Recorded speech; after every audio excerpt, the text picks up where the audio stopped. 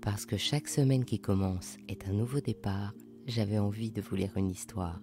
Alors je vous propose le bijou comme un bisou du dimanche soir.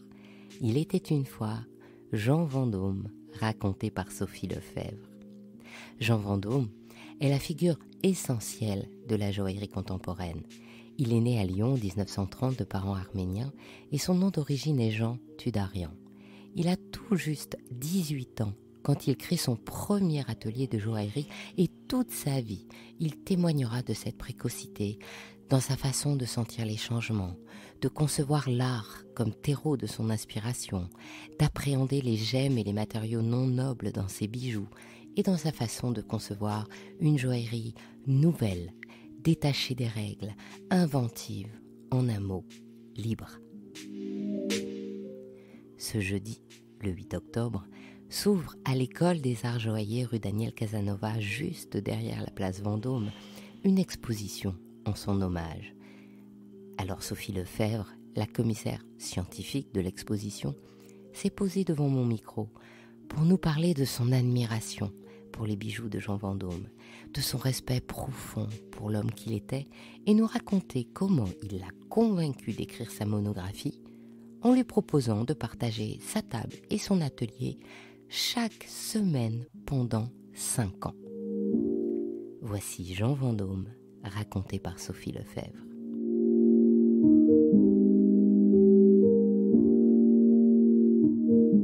Bonjour Sophie. Bonjour.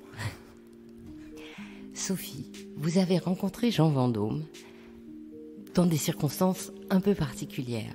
Voulez-vous me le raconter ? Je suivais des cours d'histoire de l'art à la Sorbonne. Je suivais le cours d'histoire de l'art contemporain avec Gilbert Lascaux. Et il y avait une dame qui suivait ces cours également.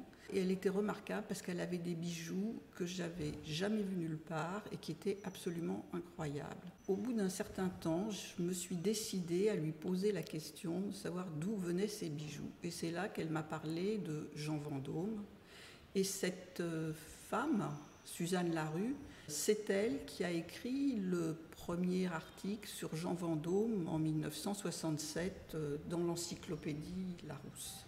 Je trouvais que ces bijoux étaient magnifiques, ils ne ressemblaient à rien et ça me faisait vraiment envie, mais je pensais qu'avec un petit budget d'étudiant, c'était un peu compliqué. Et elle me dit, détrompez-vous, allez le voir avec vos pierres, vous avez bien un bijou que vous ne mettez jamais et il vous fera quelque chose de fantastique. Le temps a passé et peut-être 5-7 ans après, je repère la boutique atelier de Jean Vendôme, je me décide à franchir la porte d'un joaillier, je viens avec ma bague et mes petites pierres, j'explique un petit peu ce que je voudrais. Il me propose des bijoux qui ne me vont pas du tout. Et tout d'un coup, j'entends une voix à l'arrière de la boutique. Et c'est Jean Vendôme et qui disait « Mais tu n'entends pas ce qu'elle te dit ». Et il dit « Sors-moi la bague tour ». Il sort la bague tour et effectivement, ça correspondait exactement à la bague dont j'avais envie. Donc je lui laisse les pierres. Une fois d'après, quand je reviens, Jean Vendôme va me poser un nombre de questions invraisemblables sur mes centres d'intérêt, ce que je fais, où je travaille. Et à la fin, il me dit, écoutez, ça fait très longtemps que personne n'a rien écrit sur moi. Est-ce que ça vous dirait d'écrire un livre ? J'ai été un petit peu surprise et je lui dis que si je faisais de l'histoire de l'art, l'histoire du bijou n'était pas du tout dans mon champ de prédilection. Et il me dit, c'est pas un problème, si vous avez envie, on se verra une fois par semaine et je vais vous apprendre les pierres et ce que c'est que le métier de joaillier. Et c'est comme ça que pendant 5 ans, je suis allée dans sa boutique atelier déjeuner une fois par semaine avec lui et ses fils. Et pendant 5 ans, ça fait très longtemps, vous avez appris le bijou, l'histoire du bijou, l'histoire d'un joaillier. J'ai effectivement appris l'histoire d'un joaillier et l'histoire d'un joaillier qui montait des pierres que personne ne montait. Aujourd'hui, on voit beaucoup plus de pierres fines, mais quand je l'ai rencontré, il y avait très peu de joailliers qui montraient des pierres fines. Et pour monter des pierres fines, il faut avoir une vraie connaissance de la minéralogie. Et cet atelier avait la particularité aussi, c'est que Jean Vendôme fait tout lui-même. C'est-à-dire qu'il a toujours craint la monotonie des ateliers où on répète, chaque personne est spécialisée et répète le même geste. Donc lui, il allait du dessin au choix de la pierre, à la création, jusqu'à la finition. Et donc il avait un sens particulier et un rapport particulier avec les pierres. Quel était ce rapport particulier ?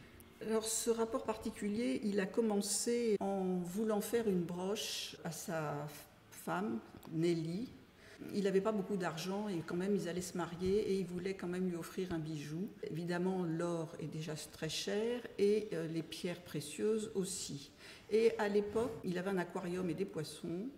Et dans cet aquarium, il y avait des pierres fines, parce que ça s'achetait au kilo et ça valait absolument pas cher. Donc il a sorti des pierres fines de son aquarium, des béryls, de l'aigue marine, de la tourmaline.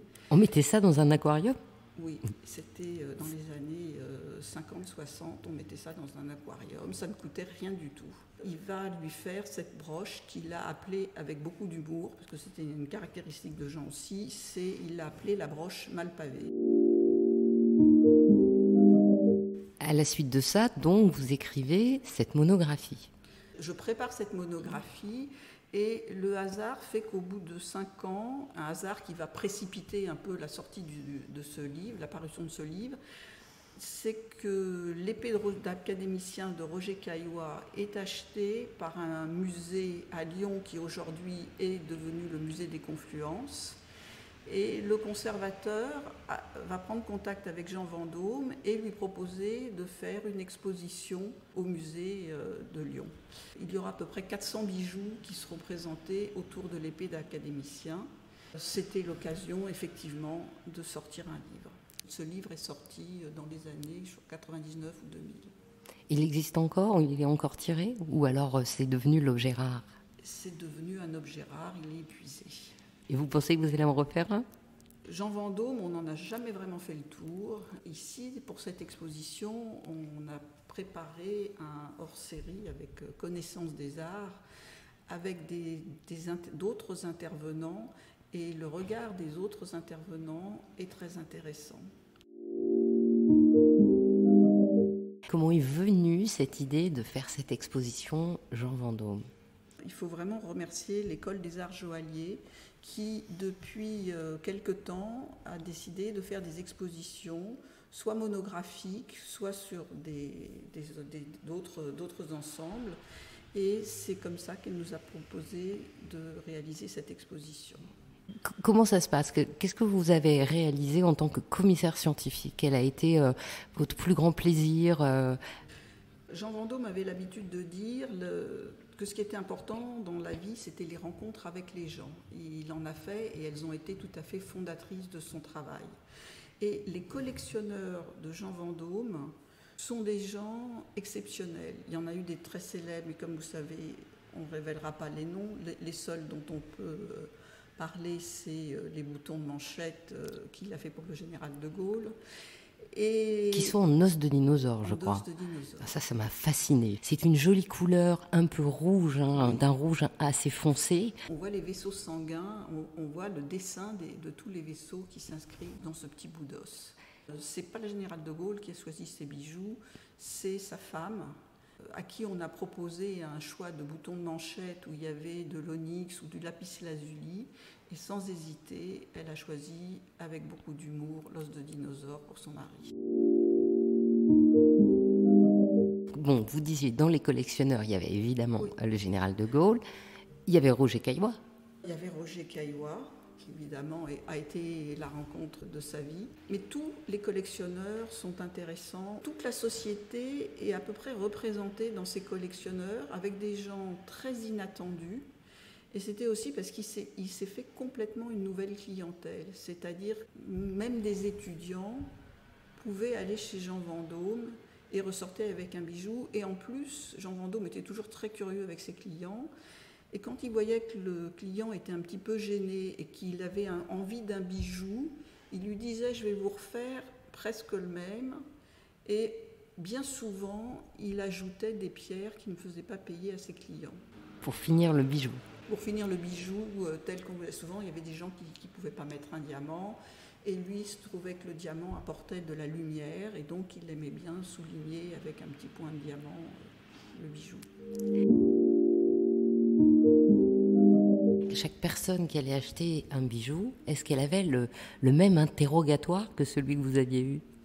Oui, Jean aimait aller à la rencontre des gens. Il faut comprendre qu'il a commencé sa carrière à 13 ans. C'est-à-dire qu'à 11 ans, il est sorti de l'école parce qu'il a un problème pulmonaire. Il va passer 2 ans de maladie. Et quand il a 13 ans, il ne veut plus retourner à l'école. Et donc ses parents vont le mettre en apprentissage chez son oncle joaillier à Ramder. Et c'est là que Jean va faire son apprentissage. Il va tout à fait trouver sa voie là-dedans. Et donc à 18 ans, il va demander à s'émanciper à ses parents et il va ouvrir sa première boutique. Donc c'est quelqu'un de très précoce. À 18 ans, parce qu'à l'époque, on n'était pas majeur à 18 ans. À l'époque, on était majeur à 21 ans. Oui. Et donc il s'émancipe, très bien, et qu'est-ce qu'il fait ? Il est à la fois horloger et joaillier. À cette époque, il faut vivre, il faut pouvoir acheter de l'or et des pierres. Donc le métier de l'horlogerie lui permet de vivre. Et c'est également important pour comprendre sa technique, c'est que le métier d'horloger est un métier de grande précision. Et donc c'est un métier qui va lui apporter énormément de précision dans son geste. Et pourquoi le métier d'horloger faisait vivre plus que le métier de joaillier à l'époque ? Parce que les gens venaient faire réparer leurs montres et c'est comme ça qu'il a rencontré Paul-Émile Victor par hasard.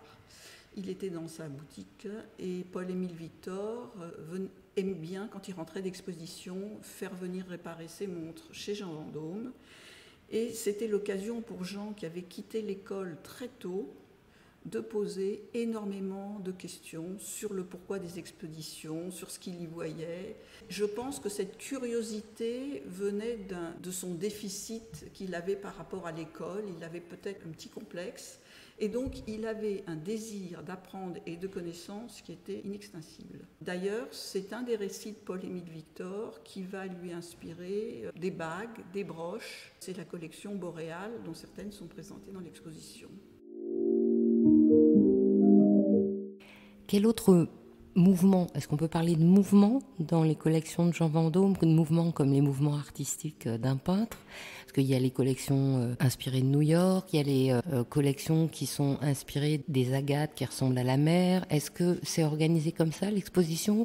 Et est-ce que ça correspond à des moments dans la carrière de Jean Vendôme ?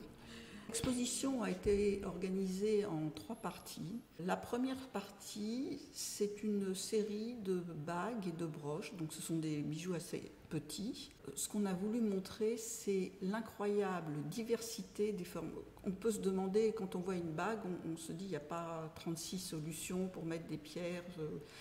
Quand on voit la diversité des formes et la diversité des créations de Jean Vendôme sur ce petit objet, on a une idée de la création et des recherches qu'il a poussées. La deuxième partie, on l'a organisée autour de l'épée d'académicien de Roger Caillois, c'est-à-dire autour des pierres et autour des pierres sur lesquelles il s'entendait particulièrement, c'est-à-dire la tourmaline et les agates. Et la troisième partie, on est dans une partie où Jean a encore beaucoup plus de liberté. Il a déjà une longue carrière derrière lui. Il faut penser qu'il commence donc dans les années 50 et qu'il fermera sa boutique en 2007. Il a beaucoup plus de liberté et il travaille beaucoup plus sur la couleur. C'est encore plus riche en couleurs et en minéralogie et en pierre, en gemme. Est-ce qu'on voit, par exemple, ces fameux bijoux inspirés de New York ?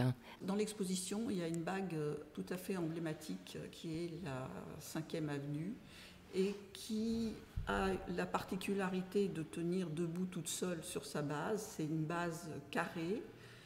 L'anneau est sculpté et il y a 42 diamants qui sont positionnés à 42 hauteurs différentes. Quand il fait cette bague, Jean Vendôme n'est jamais allé à New York. C'est une vision qu'il a de New York, de Manhattan et des gratte-ciel. Et il va y aller par la suite. Par la suite, il voyagera énormément. C'est d'ailleurs ce que va lui apporter beaucoup Roger Caillois. Ce n'est pas tellement une vision esthétique que va lui apporter Roger Caillois, mais c'est plutôt une dimension internationale. En termes de représentation ou en termes de curiosité? Les deux. Les deux. On avait parlé aussi, puisque vous en avez une, des bijoux transformables. Jean Vendôme a une imagination exceptionnelle, doublée d'une technique impressionnante. Les femmes sont sur le monde du travail. Depuis 1964, les femmes ne demandent plus à s'émanciper pour travailler. Il va s'intéresser à cette nouvelle clientèle de femmes qui travaillent et qui sortent. Et c'est comme ça qu'il va commencer à imaginer des bijoux qui peuvent se porter soit le jour, soit le soir pour être plus élégantes. Donc on peut les mettre en pendentif de façon assez discrète pendant la journée et avoir des bagues dans la soirée. Un peu plus présente. Un peu plus présente. J'avais complètement oublié que ça datait que de 1964 pour que les femmes n'aient plus à demander l'autorisation d'aller travailler. Comme quoi, c'est pas si loin finalement. Non, c'est assez curieux.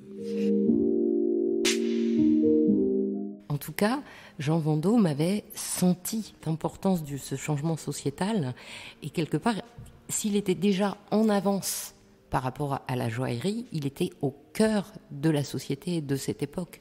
Il est au cœur de cette époque, il est au cœur de tous les mouvements artistiques qui sont présents, c'est-à-dire, pour être très schématique, après la Deuxième Guerre mondiale, vous avez le bouleversement de l'abstraction qui arrive de façon massive en Europe, avec Rauschenberg qui va gagner ce prix de la Biennale de Venise. Et vous avez énormément de mouvements en Europe qui finalement se posent les mêmes questions que Jean Vendôme et qui veulent complètement réinventer leur art. Donc je ne pense pas que Jean Vendôme ait pas fréquenté ni connu ces milieux artistiques. On peut penser à Support Surface, on peut penser au groupe Zéro, qui est un groupe en Allemagne dont on connaît bien Yves Klein et Ucker. Et leur idée, c'était de repartir de zéro et de se reposer les questions. Et Jean Vendôme, quand il aborde le bijou, il repart de zéro, il se repose toutes ces questions. Et c'est vrai que c'est aussi parti d'un bijou très particulier, cette façon de reconstruire tout à zéro, quand une jeune femme va lui apporter, dans les années 50, un bijou de Lalique. Lalique, à cette époque-là, n'a pas du tout la même influence qu'aujourd'hui. Elle lui demande de fondre le bijou, ce que j'ai fait moi-même avec une bague de ma grand-mère. Jean Vendôme va regarder ce bijou pendant 1 mois. Il va le regarder sous toutes les coutures, de face. Il va regarder les émaux, il va regarder l'arrière, il va regarder le travail. Finalement, le poids de l'or est assez faible sur ce bijou. Et il va dire à cette femme qui ne peut pas fondre ce bijou parce qu'il y a très peu d'or. Et que finalement, ce jour-là, il va comprendre ce que c'est un bijou, c'est quelque chose qu'on ne peut pas fondre. Et c'est à partir de là que il va vraiment trouver sa voie. Oui, parce que tout le monde se dit, tiens, je vais faire transformer un bijou, donc je le fonds. L'histoire des bijoux est très compliquée, puisque souvent on enlève les pierres pour des raisons financières, et du coup, effectivement, les bijoux sont multifondus et refondus. Lalique a eu une grande notoriété de son vivant, et il a eu, comme beaucoup d'artistes, à un moment donné, l'histoire l'oublie. Et donc, il sera redécouvert à travers de grands collectionneurs comme Gulbenkian, et qui vont absolument redonner à Lalique toute la place qu'il n'aurait jamais dû quitter. Mais on voit que Jean avait cet œil et cette capacité d'analyser, il était très très rapide. Pendant mes vacances, j'ai été à Genève et donc j'ai vu effectivement l'exposition Gilbert Albert, qui est contemporain avec Jean Vendôme, et le premier bijou en référence mis, c'est un bracelet Lalique. Et c'est comme si Lalique avait créé vraiment une inspiration très très forte chez les joailliers contemporains de cette époque. La parenté aussi avec Gilbert Albert, c'est le choix des matériaux et la primauté du geste sur le prix de la pierre. Et quand Jean Vendôme regardait ce bijou de Lalique, il a été séduit par les émaux très colorés. Il n'y avait plus d'émailleurs à l'époque de Jean Vendôme capables de refaire ces émaux. Il s'est demandé comment il pouvait remplacer la couleur des émaux et par quoi. Et c'est comme ça qu'il s'est intéressé aux pierres fines. Quelles étaient, lui, ses pierres de prédilection? Il y avait la tourmaline qu'il partageait avec Roger Caillois, il y avait aussi le quartz rutile. Et ce qui l'intéressait, c'était la forme, c'était la transparence, c'était le graphisme. Il a fait un carton d'invitation où il énumérait tout ce qui l'intéressait dans un minéral. Et je pense qu'il y a 25 caractéristiques qui intéressaient Jean Vendôme quand il choisissait un minéral. Comme par exemple la couleur, la matité, la rugosité, la cristallisation, l'architecture. J'en ai vraiment oublié beaucoup. Puisque ça allait quasiment de A à Z. La rencontre avec Roger Caillois était quelque chose de très fort. Roger Caillois, en 1969, il est reçu à l'Académie et il va chercher par qui faire son épée. Il va s'en ouvrir à ses deux amis qui sont Dina Level, professeure de gémologie, grande dame de la gémologie, et à l'époque Henri-Jean Chunel est le professeur qui dirige la galerie de minéralogie du Muséum d'histoire naturelle. Et les deux vont lui dire, il y a une seule personne qui peut vous faire votre épée, c'est Jean Vendôme. Donc Roger Caillois va rentrer dans la boutique de Jean Vendôme. Bien entendu, les deux compères, Chunel et Dina Level, ne prennent même pas la peine de préparer Jean Vendôme à cette rencontre. Et donc il voit un monsieur rentrer et qui commence par observer les vitrines. Et Roger Caillois va regarder la bague 5e avenue, et cette espèce de graphisme très particulier, très dynamique, très structuré. Et il va vers Jean Vendôme et il lui dit « C'est vous qui allez faire mon épée d'académicien ». Ce qui a beaucoup plu à Jean Vendôme, c'est le temps qu'a pris Roger Caillois pour regarder ce qu'il y avait dans ces vitrines. Et l'entente entre ces deux personnes a été immédiate. La semaine d'après, ils vont se retrouver au restaurant. Et Jean va dire « J'ai fait 5 dessins, j'ai 5 propositions pour votre épée ». Le premier dessin qui sort, Roger Caillois dit « c'est celle-là ». Et Jean dit « mais vous ne voulez pas voir les autres ?» Il dit « non, c'est celle-là ». Et ce qui va être le début de leur relation, ce n'est pas la relation entre un commanditaire et l'exécutant, ça va être vraiment une relation amicale avec Jean Vendôme qui est très intéressé par toute la culture de Roger Caillois, toute son érudition. Et Roger Caillois est fasciné par la création et cherche absolument à comprendre le mécanisme de création. Et ça se comprend, un mécanisme de création? Roger Caillois devait écrire un livre sur ce sujet, mais n'a pas eu le temps de l'écrire. Et vous, au bout de 5 ans de déjeuner avec Jean Vendôme, est-ce que vous avez une idée sur son mécanisme de création? Il y avait une phrase d'Alberto Giacometti qui convenait très bien à Jean Vendôme, qui disait « Je ne fais qu'en défaisant, je n'avance qu'en tournant le dos au but ». Et c'est vrai que Jean Vendôme est un artiste de ce sens où dès qu'il a fait une nouvelle forme, créé un nouveau bijou, ça ne l'intéresse plus et il passe à la forme qu'il va imaginer le lendemain. On estime aujourd'hui à peu près à 30 000 pièces uniques les bijoux de Jean Vendôme, ce qui est colossal. J'ai pu voir environ 3000 dessins. Il y a eu une donation qui a été faite au Musée des Arts Décoratifs et on peut voir un certain nombre de dessins de Jean Vendôme sur le site internet du Musée des Arts Décoratifs qui sont vraiment très intéressants et qui peuvent peut-être commencer à nous faire comprendre quel est son processus créatif. Et dans son processus créatif, il y a donc ces gemmes qui sont irrégulières et notamment les rutiles. Le quartz rutile l'intéresse dans le sens où vous avez des aiguilles qui sont disposées, on a l'impression de façon très aléatoire dans les quartz. Et en général, quand Jean travaille le quartz rutile, il duplique ce qu'il voit avec d'autres matériaux, ce qui fait qu'il attire notre regard sur la façon dont a été créée la formation du quartz rutile. Mais vous avez aussi une bague qui est présentée dans l'exposition, qui est une bague qui est le premier bijou qui a été acheté par le Musée des Arts Décoratifs et qui est une bague ferrée, tout en quartz rutile. Et c'est une bague très particulière. Je pense que quand on la voit pour la première fois, on se demande comment on peut la porter. Or, c'est un bijou qui peut aussi être mis en pendentif et c'est un espèce de triangle qui remonte sur la main et c'est caractéristique des bijoux de jante qui se soucient du corps comme socle de sculpture. Et donc, le fait que ça remonte en triangle vers le poignet, ça vous allonge la main, ça vous l'affine et vous avez une technique très, très précise et tout le bijou est articulé et suit absolument le mouvement de la main. Ça fait partie aussi de sa collection transformable, c'est ça? Ça fait partie des bijoux transformables. Des bijoux, c'est pas une collection. C'est pas une collection, non. Effectivement, à partir d'un certain moment, il va se mettre à faire des collections, comme ce qu'il va appeler les peintures indélébiles, qui sont ces collections d'agates. Jean Vendôme est un collectionneur, il est vraiment très connu dans le monde de la minéralogie, et il va ainsi collectionner en 600 tranches d'agates.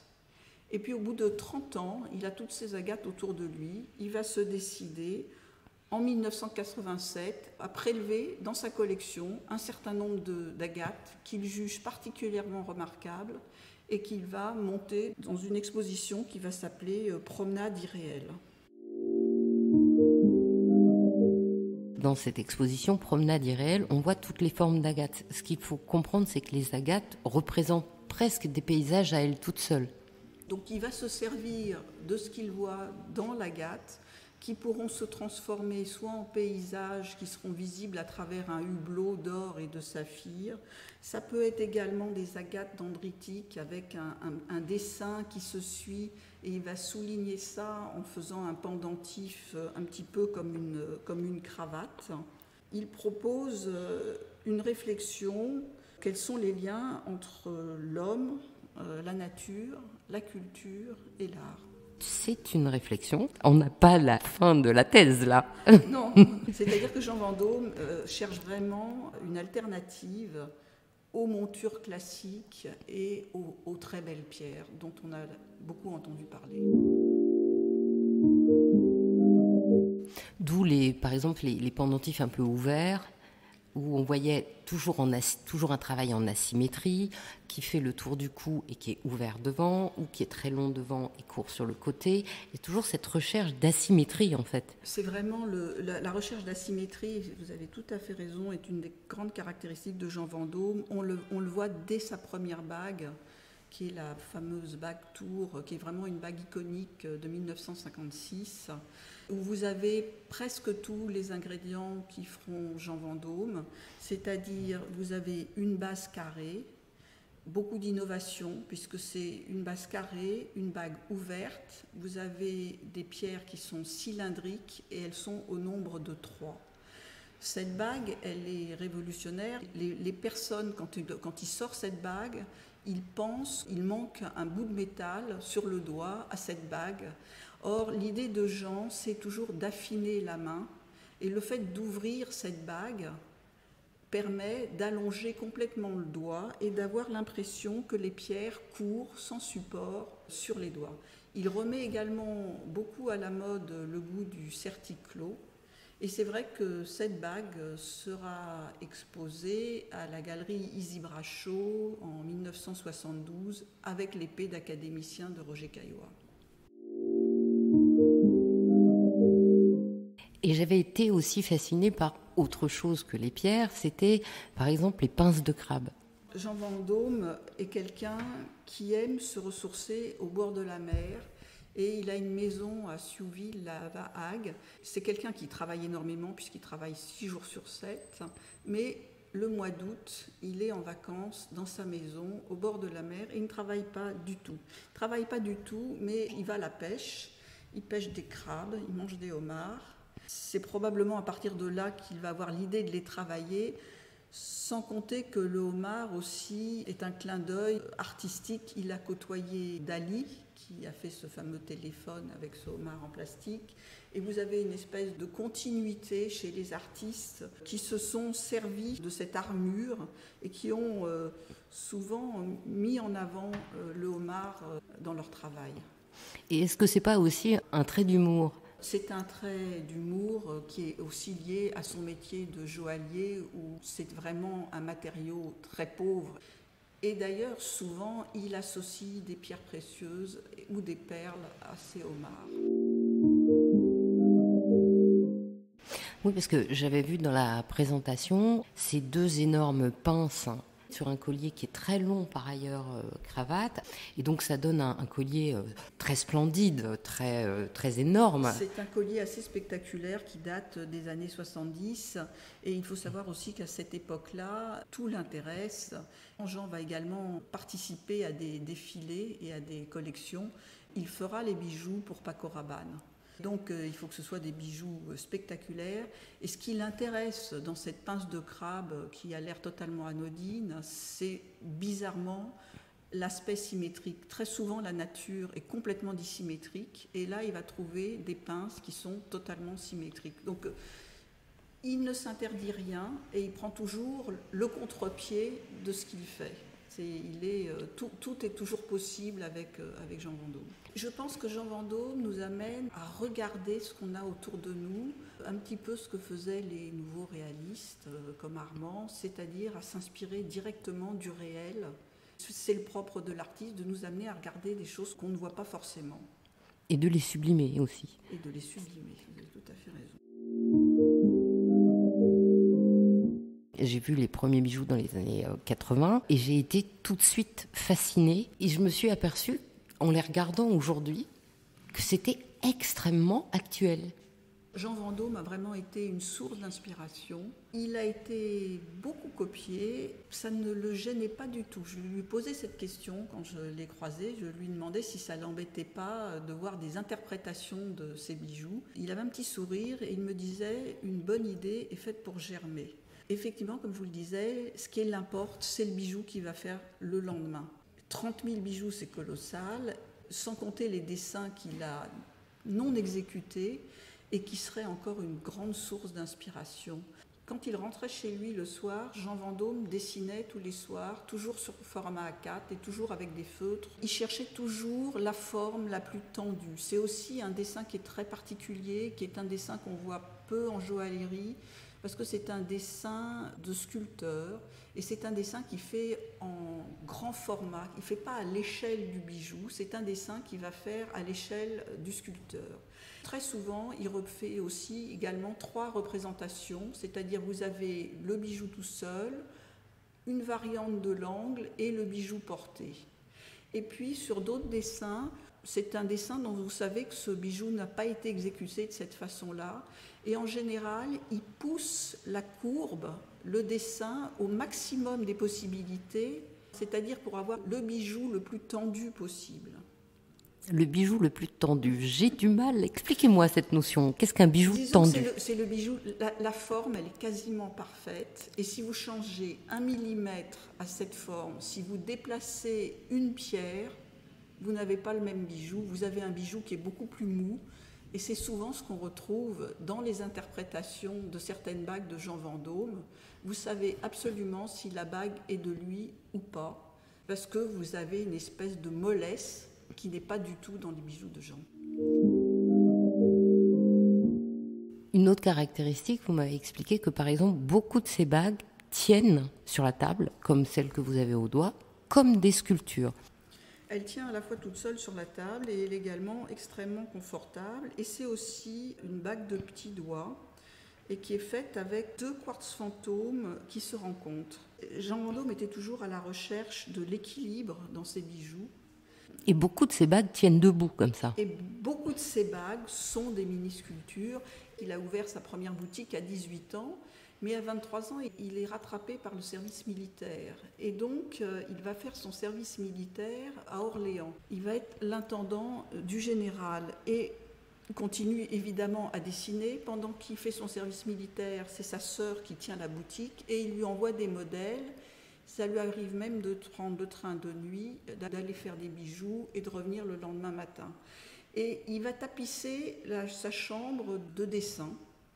Et le général est ami à l'époque avec le directeur de l'école des beaux-arts d'Orléans, qui va passer par là par hasard, qui va regarder les dessins et qui va dire au général « Ce jeune homme est très doué, laissez-le donc suivre les cours aux beaux-arts ». Et c'est comme ça que Jean Vendôme va suivre des cours aux beaux-arts d'Orléans, qu'il va découvrir le dessin et surtout la sculpture. Et c'est vraiment là qu'il va associer la sculpture et l'art de la joaillerie. Donc en fait, non seulement le dessin est tendu, mais la forme est tellement parfaite que certains bijoux sont des sculptures que l'on pourrait poser et regarder. Tout à fait, c'est des sculptures qu'on peut poser dans une vitrine. Et on m'a beaucoup parlé de, justement, cette fameuse boutique atelier de Jean Vendôme, qui était non seulement spéciale, mais aussi futuriste, si je crois. Jean Vendôme s'intéressait absolument à toute son époque. Donc effectivement, les bijoux étaient présentés dans des espèces de bulles en plastique. Quand si on voit ces vitrines aujourd'hui, on sait exactement qu'elles datent des années 1970. Il s'intéresse à tout ce qui est autour de lui. Il s'intéresse à l'architecture, évidemment. On peut d'ailleurs penser à Le Corbusier et au brutalisme dans l'architecture, c'est-à-dire cet intérêt pour le matériau brut. Il s'intéresse aussi au design. Il va même dessiner une voiture en 1970 dont nous avons des traces dans une enveloppe solo. Ça veut dire que ce n'est pas un brevet déposé, mais c'est quelque chose qui a été envoyé au service des brevets et on lui retourne une enveloppe à trous qui certifie qu'il a eu cette idée. Dans cette enveloppe solo, cette voiture, c'est la Smart d'aujourd'hui. Et donc en 1970, il dessine une petite voiture parce qu'il trouve qu'il y a déjà beaucoup trop de voitures dans les rues. Et il pense à dessiner une petite voiture qui a absolument les formes de la Smart. C'est extraordinaire. Étonnant. Qu'est-ce qui vous a, vous, le plus touché chez l'homme et le joaillier ? Ce qui m'a le plus touché chez l'homme, c'est sa qualité d'écoute. Quand vous rentriez chez lui, en très peu de temps, il savait qui vous étiez. Il avait une compréhension, une espèce d'intuition et il avait un véritable goût pour l'humain. C'est assez rare d'avoir un individu aussi personnel, qui a réussi à vivre de la joaillerie pendant 67 ans. Mais c'est très rare d'avoir cette longévité dans la création et d'avoir réussi à vivre de ce métier jusqu'à la fin de ses jours. Tout le monde n'a pas eu cette chance. Et chez le joaillier, c'est sa longévité qui vous a... Chez le joaillier, c'est vraiment cette capacité à vous montrer le merveilleux, aussi bien d'une pauvre petite pierre comme la storotide, que des pierres qui sont rarement montées. Quand il a commencé à monter les opales, on ne les montait plus beaucoup, parce qu'elles avaient la réputation de porter malheur. Les joailliers au XIXe siècle étaient obligés de rechanger, les clients revenaient et leur demandaient de leur remettre une autre opale, et donc ça leur coûtait assez cher. Et il est probable que cette rumeur sur le côté porte-malheur de l'opale venait de ce temps où les joailliers ne voulaient plus remplacer les opales cassées.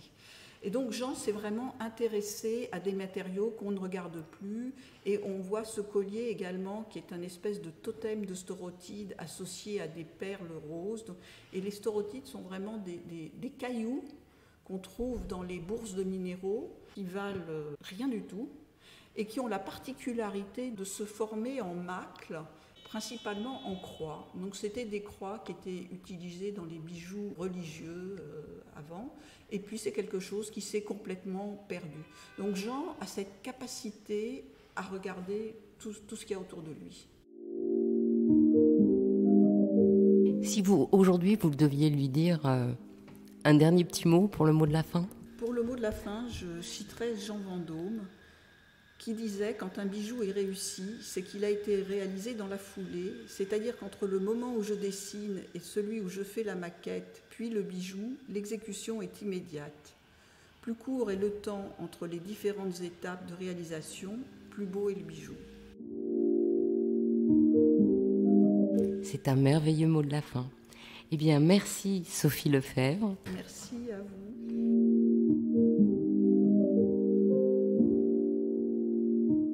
Ainsi se termine cette histoire d'Il était une fois le bijou. Jean Vendôme est décédé le 9 août 2017 à Eaubonne. Il fut contemporain et ami de Gilbert Albert, dont je vous ai parlé dans un podcast précédent. L'exposition que lui consacre l'École des Arts Joailliers est totalement gratuite, en communion avec le credo de cette institution dont l'objet est de répandre largement la culture joaillière avec le mécénat de la maison Van Cleef & Arpels. Bien sûr, En raison des règles sanitaires, il faut réserver le créneau horaire. Alors je vous mets les informations sur la page du podcast. Vous avez jusqu'au 18 décembre pour découvrir cette splendide exposition. Jean Vendôme, le maître de la joaillerie contemporaine. Je vous souhaite une jolie semaine et vous donne rendez-vous dimanche prochain. Si cette histoire vous a plu, envoyez-moi plein de cœurs sur Apple Podcast et plein de bisous sur les réseaux sociaux d'Il était une fois le bijou. Et aidez-moi à faire connaître le podcast en partageant, en vous abonnant à votre plateforme d'écoute préférée et en laissant des commentaires. Encouragez-moi en partageant les bijoux bisous tout autour de vous. À bientôt pour un prochain bijou, un nouveau bisou du dimanche soir.